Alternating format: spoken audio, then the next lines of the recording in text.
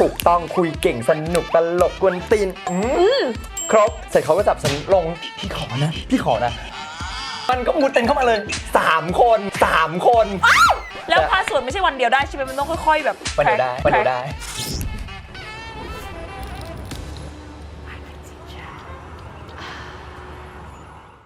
Hello and welcome to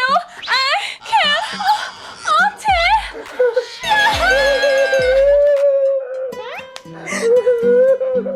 อาเตอร์ทำเป็นอะไรอ่ะพลาดพรหมจรรย์ฉันฉันไม่เคยนอนกับผู้หญิงมาก่อนอ๋อเธอไม่เคยเห็นกีใช่ไหมคะไม่เคยด้วยแล้วก็ไม่เคยนอนกับผู้หญิงด้วยครั้งแรกวันนี้เธอมาเปิดพรหมจรรย์กับไอ้เกตติชาค่ะทำไมนมใหญ่อ่ะฉันเป็นปอดบวมค่ะทิชาเห็นว่าครั้งแรกที่มีเซ็กส์มากถึงขั้นแบบว่าโดนหลอกไป yes จนต้องร้องขอชีวิตเหตุการณ์มันคือยังไงที่แบบว่าโดนหลอกไป yes ก็คือว่าตอนนั้นอายุ19 ปีอยากมีแฟนค่ะเริ่มมีแอปพลิเคชันที่ใช้ในการเดทติ้งของเกย์เว้ยตอนนั้นก็คุยกับผู้ชายคนหนึ่งเขาดูดีมากถูกต้องคุยเก่งสนุกตลกกวนตีนครบเราก็นัดเดทกันช่วงนั้นจำได้เลยว่าเป็นคริสต์มาสเพราะว่าเราไปดูหนังที่เป็นหนังเชิงคริสต์มาสเขาก็จับมือแล้วมันฟีลดีมากแล้วแต่เขาตรงท้ายเราไหมคือพอเรามาเจอตอนหน้าตอนนั้นคือต้องยอมรับว่าตัวจริงไม่เหมือนในรูปเลยตัวจริงมันเดินผ่านฉันนัดเจอที่โรงหนังฉันเดินผ่านเขา3 รอบฉันรู้สึกว่าอีคนนี้น่าคุ้นคือเข้าใจว่าสมัยนี้มันฟิลเตอร์มันเยอะแต่สมัยก่อนคิดว่าเขารูปมันยังไงวะประเด็นคือเขาใช้รูปเก่ากว่านั้นอีกเพราะว่าตัวจริงเขาหัวล้านไปแล้วอะแคทฟิชเปล่านี่คือแคทฟิชนะคะแล้วเราก็ไปเดทกันก็นั่งดูหนังกันจับมือกันเสร็จปุ๊บพอหนังจบค่ะสิ่งที่ตกใจเพิ่มขึ้นก็คือเขาจูงมือเราอะออกมาจากโรงหนังจูงวิ่งขึ้นรถตู้ปิดประตูรถตู้ปึ้งซึ่งรถตู้เป็นรถตู้สาธารณะที่ใครก็ขึ้นได้แล้วเราก็ขึ้นไปโดยที่เราไม่รู้ด้วยซ้ำว่าเรากำลังไปไหนอะเข้าใจปะขำตรงที่ว่าตอนเขาพาเราขึ้นรถตู้โอ้ยผู้ชายรถตู้มาเลยเหรอจะเอากันเลยรถตู้เลยกับผู้สาระเราก็ถามเขาว่าไปไหนเขาบอกไปบ้านพี่ก่อนอะไรเงี้ยเราก็เฮ้ยไปบ้านพี่ได้หรอแต่เราอ่ะไม่ได้คิดอะไรมากกว่านั้นเลยเว้ยเรารู้สึกว่าเรายังอยากอยู่กับเขาอะไรอย่างเงี้ยเพราะว่าตัวจริงถึงแม้ว่าเขาจะไม่ตรงปกแต่เขาก็ยังคุยสนุกเหมือนในโปรไฟล์เขาจริงๆอะไรอย่างเงี้ยเสร็จปุ๊บไปถึงในห้องเว้ยเป็นห้องที่ฉโลมแสงสีแดงในห้องอะไรอย่างเงี้ยดิฉันเปิดประตูเข้ามาแล้วฉันก็ตกใจนิดนึงแต่ก็ยังไม่อะไรเนี่ยคือประสบการณ์การโดนข่มขืนอะใช้คำว่าข่มขืนได้เลยคือแรงมากเสร็จแล้วทีนี้พอเข้าไปในห้องเชือดปุ๊บเขาผลักฉันลงเตียงปึ้งแล้วก็จับแขนไม่มีโมเมนต์ได้คุยกันดื่มน้ำก่อนไม่มีเลยเพราะเหมือนมันคุยกันมาหมดแล้วตอนที่ขึ้นรถตู้อะไรอย่างเงี้ยระหว่างทางไปลงสะพานใหม่ปุ๊บเสร็จเขาก็จับฉันลงพี่ขอนะแล้วฉันก็แบบร้องไห้ออกมาเว้ยณโมเมนต์ที่กำลังใช่ฉันเริ่มร้องไห้แล้วก็กลัวเพราะเขาเริ่มแบบจับฉันถอดเสื้อผ้าแล้วเขาก็ถอดเสื้อผ้าตัวเองถอดจนเห็นไอ้นั่นของเขาแล้วเธอก็ร้องไม่ใช่หมายถึงสะดือยังไม่เห็นยังไม่ได้ถอดกางเกงเขาก็ทำต่อจนเขาถอดกางเกงออกจริงๆทีนี้เห็นแล้วฉันตกใจมากเพราะของจริงมันใหญ่มากฉันไม่เคยเห็นของจริงมาก่อนยกเว้นของตัวเองเธอเข้าใจใช่ปะฉันก็ร้องไห้ออกมาฉันก็แบบร้องไห้แบบกระซิกเลยแบบไม่เอาด้วยไม่เคยนะกลัวฉันก็เลยใช้ไหวพริบที่อยู่ๆก็แวบขึ้นมาไหวพริบก็คือต่อรองเขาก่อนอันดับแรกบอกเขาว่า negotiation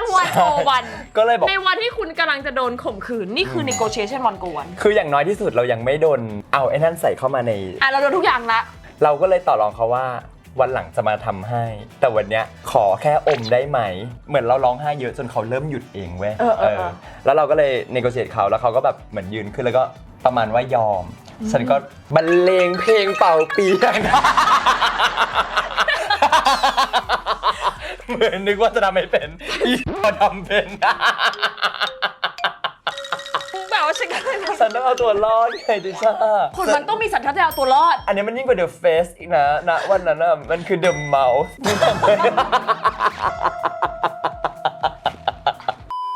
ฉันก็เลยยอมทำให้จนแบบเสร็จแล้วเขาก็ไปส่งฉันกลับ มหาลัยเว้ยเลยเรียกเพื่อนมาเพื่อนชนีบอกว่ามึงช่วยกูหน่อยดิกูแบบมีเรื่องไม่สบายใจมากๆแล้วก็เล่าให้เพื่อนฟังแล้ววันนั้นเพื่อนก็ให้กำลังใจแล้วก็แบบว่าไม่เป็นไรหรอกนู่นนี่นั่นเดี๋ยวมันก็ผ่านไปอะไรอย่างเงี้ยแล้วมันก็ผ่านไปได้ หลังจากนั้นเราไม่กลับไปเลยหรือคุยกับเขาดูมันเป็นยังไงคะเราก็ไม่คุยกับเขาอีกเลยเขาพิมพ์มาเราก็ไม่ตอบอีกเลยเพราะเรากลัวมากเรารู้สึกว่าการกระทำของเขามันไม่ให้เกียรติเราแล้วเรามองเขาเป็นแฟนนึกออกปะเราคุยกันจีบกันเพื่อเป็นแฟนนึกออกปะเราก็ไม่นึกว่าการเป็นแฟนคือการได้กันเข้าใจปะคนนี้ก็เลยตัดจบไปเลย Fun fact Catfish นอกจากจะหมายถึงปลาดุกและยังมีความหมายอีกอย่างหนึ่งก็คือ คนที่สร้างตัวตนปลอมรวมถึงรูปภาพที่ไม่ตรงปกในโลกออนไลน์ขึ้นมาเพื่อให้หลอกคุยกับคนอื่นๆคำว่า catfishing มีที่มาจากสารคดีอเมริกาเรื่อง Catfish ในปี 2010 โดยผู้ผลิต Neve Showman ซึ่งตัวเขาเองเคยตกเป็นเหยื่อของผู้หญิงที่เขารู้จักผ่านโลกออนไลน์คนหนึ่งเธอได้หลอกว่าเธอเป็นผู้หญิงอายุ 18 ปีทั้งที่จริงแล้วเป็นหญิงวัยกลางอายุ 40 ปีในสารคดีนี้สามีของผู้หญิงคนนั้นก็เปรียบเทียบพฤติกรรมของเธอกับปลาดุกที่มีเรื่องเล่ากันว่า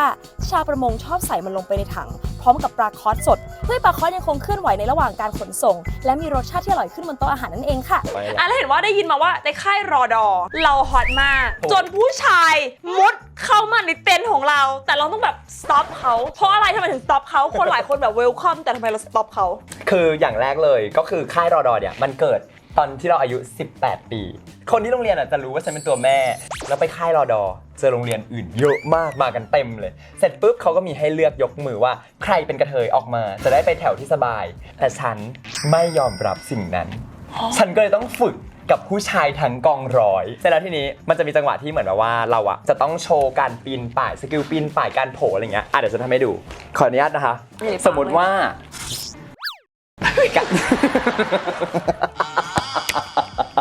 สมมติต้องมีการเตือนกายอย่างเงี้ยต้องมีการเตือนกายอย่างเงี้ย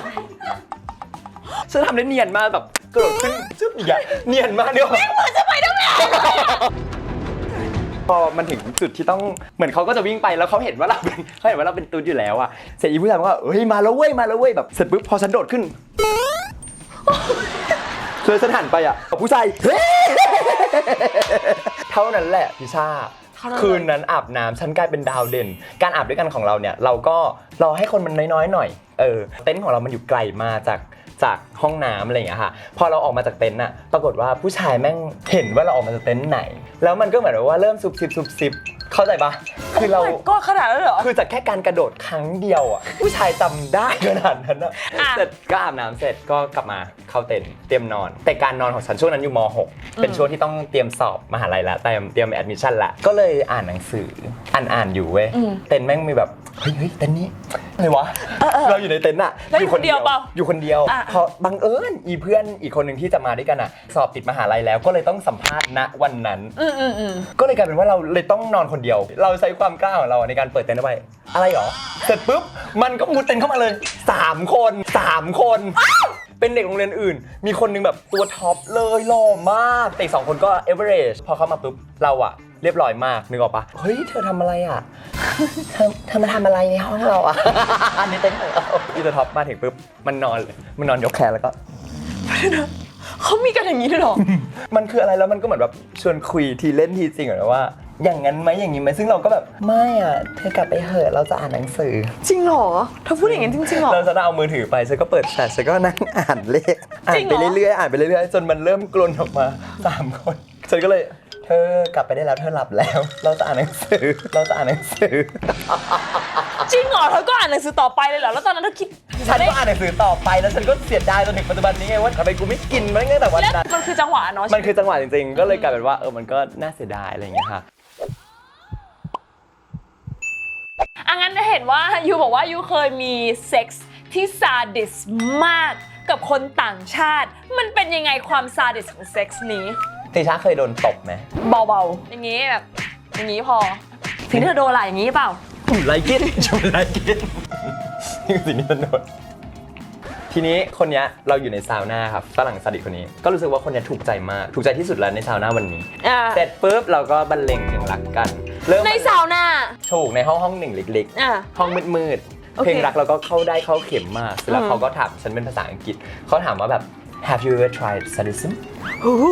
อ๋อฉันก็ตอบว่า hasn't เขาก็ถามว่าอยากลองไหมฉันก็ได้สิพอได้สิเขาก็ฉันก็อย่างเงี้ยเส แต่รู้ฉันหันหน้ากลับมา yes daddy ว้ายฉันสู้เสร็จมันก็แรงขึ้นพอมันแรงขึ้นมันตกหน้าเสียอีสัสก็ตอนแรกว่าแอมก็นักคำไปอ่ะให้มันจบอ่ะเดี๋ยวป่ะกูยังไม่เสร็จกูเจ็บ แล้วมันจบลงยังไงอ่ะเหมือนกับแล้วก็อีนัฟแล้วก็ออกไปแล้วก็แบบ พออีนัฟเสร็จเราก็ไม่เสร็จแล้วก็ออกไม่งั้นเดี๋ยวมันดึงเรามาตบอีกพอถ้ามันดึงฉันมาตบอีกฉันตายแน่รอบเนี้ยก็ขอเตือนทุกคนที่ฟังมาถึงตรงนี้แล้วว่าถ้ามีคนถามว่าเคยลองซาดิสไหมอ่ะก็บอกไปเลยว่าเคยแล้วไม่เป็นไรอะไรเงี้ยเพราะบางทีมันมาแบบไม่ทันตั้งตัวมันเจ็บ เธอเคยมีความสัมพันธ์ที่ไม่เฮลตี้เลยถึงขั้นตีหัวตัวเอง ทุกคนเลย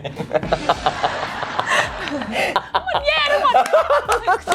แต่เล่าเนี่ยมันเข้าซ้อมมากความสัมพันธ์มันอันเฮลตี้ขนาดไหนถึงคนนึงตีหัวตัวเอง จะเล่าให้ฟังก่อนเป็นความสัมพันธ์กับแฟนคนแรกซึ่งทุกอย่างมันก็ดูเหมือนดีมากจนวันหนึ่งที่เราจับได้ว่าอ้าวเราเป็นเมียน้อยเขาใช่แล้ว ไม่รู้ได้ยังไงอ่ะ ก็เซนส์เราอะเนาะเราก็มีเซนส์เราจับได้นู่นนี่นั่นเรื่องนั้นมันก็ผ่านไปแล้วเราก็เคลียร์กันว่าถ้าอยู่จะคบฉันอยู่ต้องไปเลิกกับแฟนก่อนเขาก็โชว์ให้ดูเขาเลิกแล้วแต่ฉันก็ทนคบกับเขามาเพราะฉันรู้สึกว่าเนี่ยคือรักแรกของฉันแล้วเขาเป็นคนที่เปิดตัวกับที่บ้านฉันว่ารู้ว่าฉันเป็นเกย์จริงๆเพราะว่าเขาคือหนึ่งในคนที่ทำให้ฉันต้องคัมเอาท์เพราะว่าเขาได้เจอกับพ่อแม่ฉันเลยด้วยความที่เขาโตกว่าด้วยอะไรด้วยแล้วเขาดูภูมิฐานอะไรเงี้ยพ่อแม่ก็เลยไว้ใจอีนี่ไม่ได้โดนหลอกต้องเล่าให้ฟังว่าบรรทัดฐานของตุ๊ดในไทยเนี่ยคนจะผู้ใหญ่จะมองว่าเราโดนกระเทยโดนหลอกโดนผู้ชายหลอกกินเงินนึกออกไหมโอเคแบบว่าหรือว่ารักไม่จริงมาทำให้เธอไปหลงอะไรเงี้ยเขาก็เลยเริ่มเปิดใจขึ้นนิดนึงกับความเป็นเราอะนะแต่ทีนี้ในระหว่างทางเรารู้สึกเสียดายสิ่งที่ทำกับพ่อแม่เราด้วยอะไรด้วยเราก็เลยไม่กล้าตัดเขาสักทีอะไรเงี้ยมันเกิดเหตุการณ์มากมายและเราก็เริ่มจับได้ว่าอุ๊ยเขาเป็นคนเจ้าชู้เขาเจ้าชู้มากเธอรู้ตั้งแต่ช่วงไหนแบบผ่านไปกี่เดือนถึงมารู้ว่าอุ๊ยเขาเจ้าชู้เหมือนฉันรู้จักเขาประมาณเดือน1แล้วประมาณเดือน4เนี่ยก็จับได้ว่ามีเมียใช่ไหมแล้วทีเนี้ยพอฉันจับได้ว่ามีเมียฉันก็เสีย trust issue กับเขาไปเว้ยช่วงนั้นฉันโรคจิตมาฉัน stalker เขาอย่างแรงฉันหาพาสเวิร์ดเขาจนเจอว่าเขาใช้พาสเวิร์ดแล้วฉันก็ตามไฟล์ iPhone เขาได้อะไรเงี้ยแล้วพาสเวิร์ดไม่ใช่วันเดียวได้ใช่ไหมมันต้องค่อยๆแบบวันเดียวได้เฮ้ยเธอเก่งมากเป็นการปฏิบัติต่อเองจากหลายเหตุการณ์หลายสิ่งที่เรามองเห็นแล้วเราจำได้แล้วหยิบมาพิกอัพใส่อย่างแรกเลยที่คนส่วนใหญ่มักจะมีคือวันเกิดไม่ก็ปีเกิดจะเป็นชื่ออะไรบางอย่างวิธีการแฮกพาสเวิร์ดแฟนวันกับออเธอร์มันไม่ได้ใช้ได้กับทุกคนค่ะบางอย่างที่มันเป็นชื่อเฉพาะของเขาคำเฉพาะที่เขาเท่านั้นที่จะใช้อะไรอย่างเงี้ยแล้วเราก็ลองประติดประต่อดูลองตัวเล็กดูลองตัวใหญ่ดูแคปิตอลถูกแล้วมันก็เข้าได้เลยพอเข้าได้เราก็ยิ่งรู้หนักเข้าไปอีกเธอเห็นอะไรตอนนั้น What do you find ทุกสิ่งที่คนเจ้าชู้ทำกันการทักไปหาผู้อื่นแล้วก็แบบว่าเดี๋ยวเราจะโยกคุณให้มันอะไรอย่างเงี้ยได้ออกปะคำพูดอะไรที่เป็นแบบอยากเจอแล้วคิดถึงอีกอยากเจออีกอะไรอย่างเงี้ยมีคำว่าอีกอะไรเงี้ยนั่นหมายความว่าเกิดขึ้นแล้ว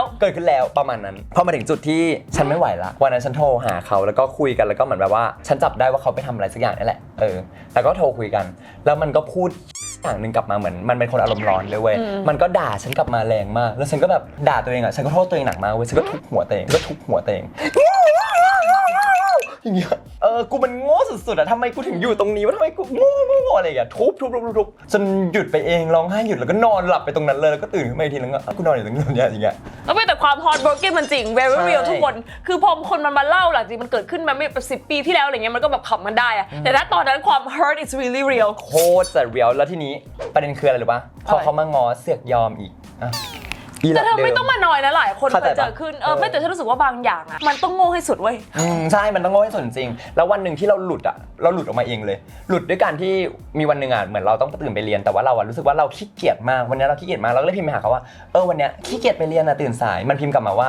ก็เป็นอย่างเงี้ยตลอดแหละฉันก็พิมพ์ไว้ว่าเราเลิกกันเถอะแค่คำนั้นคำเดียวทำให้ฉันคลิกแบบกูไม่รู้สึกอะไรกับมึงแล้วฉันว่ามันมีความเอียนที่มันถูกสร้างมาแล้วจนถึงว่ามันแค่ต้องการอีกโมเมนต์นึงที่กูแบบไปแล้วคลิกเดียวเลยวันนั้นจบเลยไม่รู้สึกอะไรอีกเลยแล้วก็เลิกแล้วเขาแบบเขาบอกว่าอะไรบ้างเขามาง้อเราไหมเขาก็พยายามมาง้อแต่ฉันก็สามารถที่จะตัดได้เลยมันเอื่อม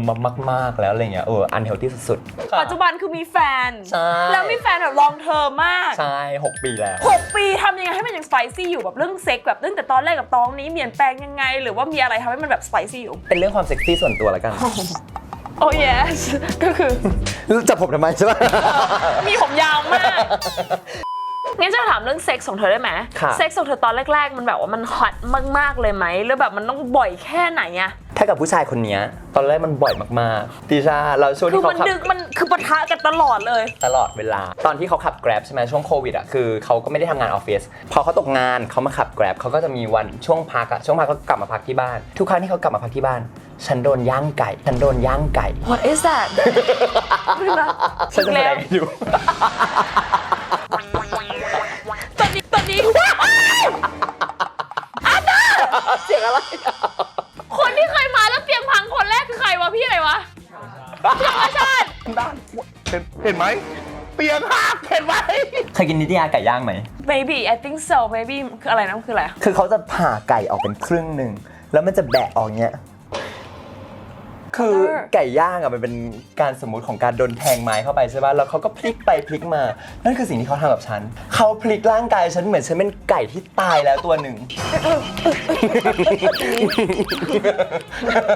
ทำซะมันถึงเซ็กซี่เลย ก็คือแซ่บแหละ แล้วตอนนี้มันยังแซ่บเหมือนเดิมไหมหรือว่ามันมีอะไรต้องแบบปรับปรุงบ้างอาจจะแบบไม่ได้บ่อยเท่าเดิมหรือว่ายังมันเหมือนเดิมหรืออะไรมีอะไรเป็น เอาจริงช่วงนี้เขางานเยอะก็เลยแบบน้อยลง แต่ก็ยังมีนัดกันตลอดเลย แล้วคนใครเป็นคนเริ่มมาในเคสแบบเนี้ย จริงๆส่วนใหญ่จะเป็นเขานะเพราะเรารู้สึกว่าเราเริ่มแล้วเขาไม่ขึ้นน่ะเราเริ่มแล้วเขาจะแบบพี่อายพี่เขินอะไรอย่างเงี้ยเขาเป็นคนขี้อาย อ๋อเขาเริ่มตลอด เขามักจะเป็นคนเริ่มเขาจะเป็นคนให้สัญญาณบางอย่าง แล้วก็ฝากผลงานได้ไหมคะก่อนจากกันไปวันนี้คุยโคตรสนุกเลย ไม่มีเลยค่ะเอา ค่ะผลงานนะคะก็สามารถติดตามเธอได้ทางช่อง Cine Society นะคะทุกช่องทางเลยนะคะแล้วนอกจากเธอเนี่ยก็จะมีเพื่อนๆอีกที่มีหน้าอกที่ใหญ่เหมือนกันคานตามกันมาค่ะ แล้วก็อันนี้คือจะบอกว่าจะใส่ไปใช้ชีวิตปกติใช่ไหมคะ เดี๋ยวขับรถกลับบ้านเนี่ยค่ะ คุณกล้ามากโอเคค่ะขอบคุณมากๆเลยนะคะ วันนี้สนุกมากค่ะก็ฝากไปติดตามอาร์เตอร์ด้วยนะคะตรงนี้เลยทุกคนเป็นการให้กำลังใจช่องเรานะแล้วก็แขกที่เรามาเชิญในแต่ละครั้งแต่ละคนทุกอย่างนะมันก็จะมีคอร์สออกมาแล้วมีความตั้งใจของทุกคนที่มาทำให้เทปนี้เกิดขึ้นเพราะฉะนั้นนะคะอย่าลืมกดไลค์ subscribe สำคัญมากเลยนะใครแบบดูช่องเราบ่อยๆไม่เคยกดก็กดเลยนะคะแล้วก็มีคนร้องไห้แล้วทีนี้เกิดอะไรคะ ฉันไม่เคยนอนกับผู้หญิงมาก่อน โอ๊ยแล้วก็เสียใครเสียติชา I see โอเคค่ะ บ๊ายบายสาวๆเคยเป็นไหมคะตอนเป็นประจำเดือนเนี่ยรู้สึกเปียกแฉะอับเหม็นขอแนะนำนี่เลยค่ะ Flow Days เป็นถ้วยอนามัยนะคะที่ใส่ตอนเป็นประจำเดือนค่ะทำมาจากซิลิโคนทางการแพทย์ 100% นะคะนิ่มแบบนี้เลยไม่ต้องกลัวนะคะไม่เจ็บเลยใส่ได้12ชั่วโมงนะคะคือใส่ได้ทั้งวันเลยถ้วยหนึ่งนะคะใส่ได้ 3-10 ปีเลยค่ะประหยัดเงินแล้วก็ลดขยะไปได้เยอะมากใครที่สนใจอยากได้ Flow Days นะคะไปที่ Lazada Shopee TikTok ได้เลยค่ะที่ Flow Days หรือว่าติดตามเราทางโซเชียลมีเดียต่างๆนะคะฝากด้วยค่ะ Flow Days Live with Confidence ขอถามหน่อยว่าในชีวิตนี้คุณเคยเห็นกีไหม ไม่เคยเห็นของจริงเลยค่ะ ผมก็เหมือนกับแต่เคยเห็นตัวเอง ก็ไม่ใช่หรอ ไม่แล้วเธอไม่เคยเห็นจริงเหรอ ไม่เคยเห็นจริงไม่เคยเห็นเล แปลว่าย เธอไม่เคยมีเซ็กส์เลย ไม่เคยมีเซ็กกับผู้หญิงเลย เธอเคยเห็นหนังโป๊ผู้หญิงไหมอะ เคยเห็น แล้วเคยดูหนังโป๊แล้วรู้สึกแข็งไหมหรือไม่เลย ฉันดูผู้ชายในนั้น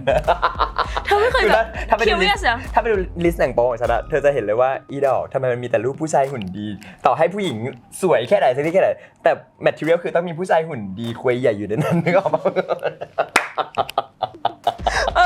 มันจะ ชัดเจน มันเป็นหินบางอย่างเนาะว่าโอ้โหมันดูหนังโป๊ชายหญิงเหรออะไรอย่างเงี้ยแต่ในความเป็นจริงคืออีดอกเป็นผู้ชายหุ่นดีทั้งหมดทุกคนจะต้องแขนจะต้องแบบเส้นเลือดเลยนึกออกปะ